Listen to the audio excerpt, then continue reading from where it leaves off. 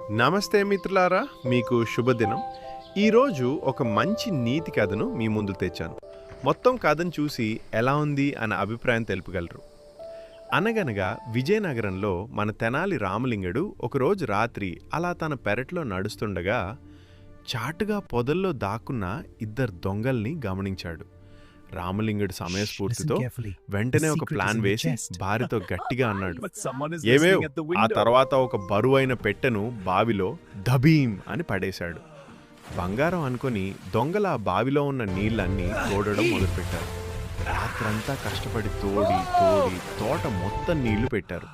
తీరా తెల్లవారాక చూస్తే పెట్టెలో రాళ్లు తప్ప ఏమీ లేవు. రామలింగడు నవ్వుతూ, మా తోటకి నీళ్లు పెట్టినందుకు థాంక్స్ అన్నాడు. పాపం దొంగలు లబోదిబోమని పారిపోయారు. ఈ కథ ఇంతటితో సమాప్తం. మన రామలింగడు నేర్పిన నీతి ఏమి మిత్రులారా, మీరు చెప్పండి. సమయస్ఫూర్తి ఉంటే ఎంతటి కష్టానైనా జయించవచ్చు. మిత్రులారా, ఇలాంటి వీడియోల కోసం మన ఛానల్ను సబ్స్క్రైబ్ చేయండి, లైక్ మరియు షేర్ చేయండి.